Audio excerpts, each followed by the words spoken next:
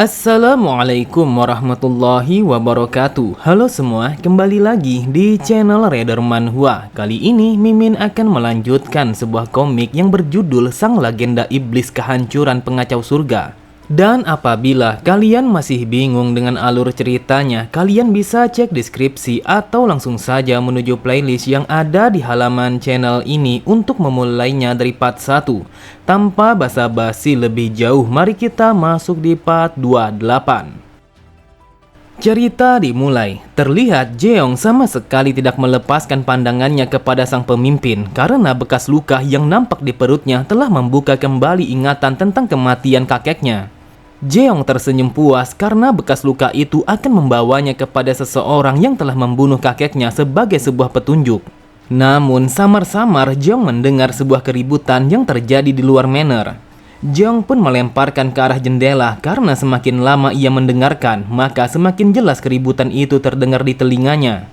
Pada sisi yang lain, sang pemimpin langsung menghentikan kata-katanya saat ia menyadari bahwa Jeong telah menatap ke arah lain. Akan tetapi, ia pun akhirnya merasakan bahwa di luar sana telah terjadi sebuah keributan yang dipimpin oleh seseorang yang sangatlah luar biasa. Yu Chan pun bertanya apa yang telah terjadi kepada ayahnya sampai-sampai ia menunjukkan ekspresi wajah yang seperti itu. Namun tiba-tiba saja Yu Chan merasakan sebuah serangan yang bersamaan dengan suara keributan yang terjadi di luar sana. Akan tetapi yang membuatnya merasa heran adalah bagaimana mungkin putra ketiga yang hanya seorang seniman bela diri kelas 3 telah menyadari hal ini lebih dulu sebelum dirinya, bahkan sebelum ayahnya. Dari arah luar, terlihat salah satu dari penjaga telah membuka pintu ruangan itu dengan cara tergesa-gesa. Sambil berteriak ia mengatakan bahwa wilayah mereka telah diserang oleh orang-orang yang sama sekali tidak mereka ketahui. Memang benar adanya, di saat itu pertarungan yang menumpahkan banyak darah telah terjadi. Pasukan musuh yang menyerang manor dalam langsung membunuh satu persatu para penjaga yang berusaha untuk menghalau mereka. Peperangan semakin menjadi ketika ratusan para penjaga mengirimkan bala bantuan untuk menahan pasukan musuh yang mencoba untuk menembus dinding pertahanan gerbang utama manor dalam. Dan di tengah pertempuran berdarah itu, pria berbadan besar dan juga sang dukun telah berjalan melewati mayat-mayat yang bergelimpangan di atas tanah untuk menuju kediaman sang pemimpin keluarga Mok. Terdengar salah satu dari para penjaga berteriak dengan sangat keras. Ia meminta kepada pasukannya untuk mengamankan gerbang utama dan bertahan hingga sang pemimpin telah tiba. Namun setelah mengatakan itu, ia pun langsung mati saat tebasan pedang yang memotong kepalanya. Di saat itu ada begitu banyak korban jiwa dari para penjaga yang berjatuhan karena kekuatan pasukan musuh jauh berada di atas kemampuan mereka. Di tengah berkacamuknya pertempuran itu, dengan santainya lelaki berbadan besar itu melewati tumpukan mayat yang bergelimpangan di atas tanah.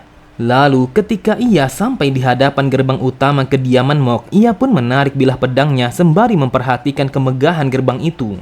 Sambil menebaskan pedangnya, orang itu berkata, meskipun gerbang ini sangatlah megah dan juga besar, akan tetapi gerbang ini sangatlah rapuh. Terlihat para penjaga yang menyaksikan kekuatan orang itu sama sekali tidak percaya dengan apa yang dilihat oleh kedua mata mereka.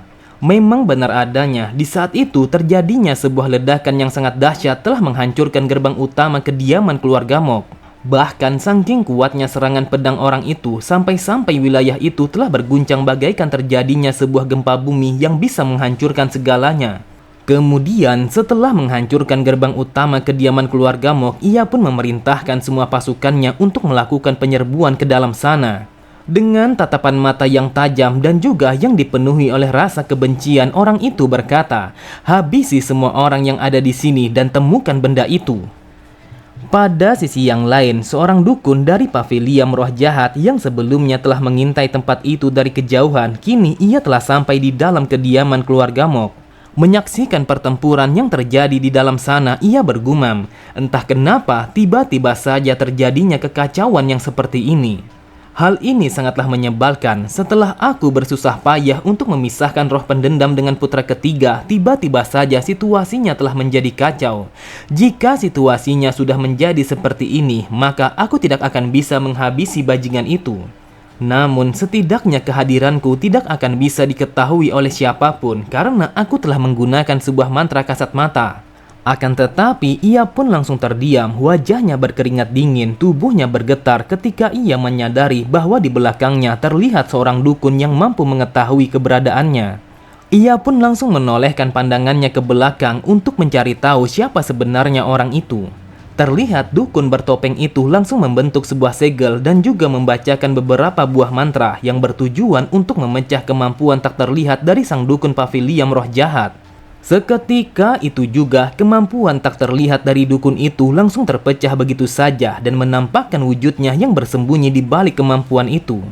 Dengan sangat cepat dukun bertopeng itu langsung mencekiknya. Ia berkata, "Jadi ternyata kau adalah orangnya, seseorang yang telah membatalkan kutukan kematian dari sang pemimpin keluarga Mok." Sambil menahan rasa sakitnya, dukun itu bergumam, "Meskipun hanya menggunakan gerakan tangan, akan tetapi mantra ini sangatlah kuat.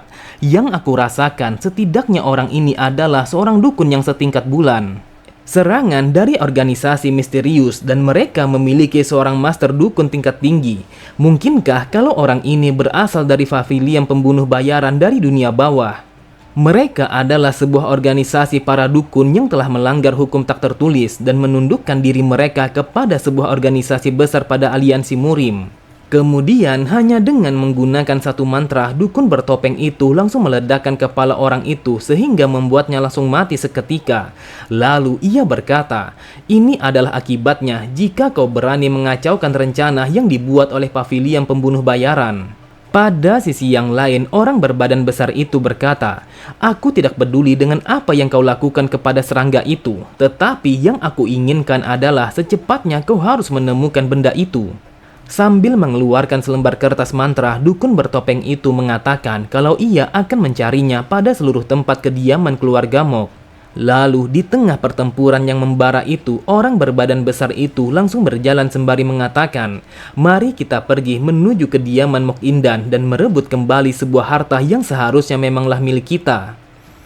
Di tempat yang berbeda, terlihat Indan yang berdiri di atas atap bangunan tertinggi di tempat itu.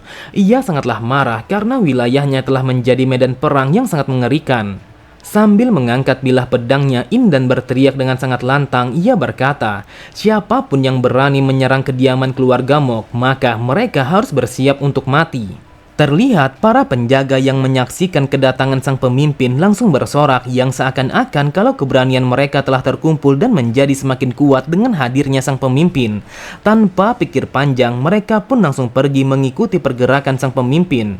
Namun beda halnya dengan Jeong, ia sama sekali tidak peduli dengan pertempuran itu. Yang ia lakukan hanyalah berpura-pura untuk mengikutinya.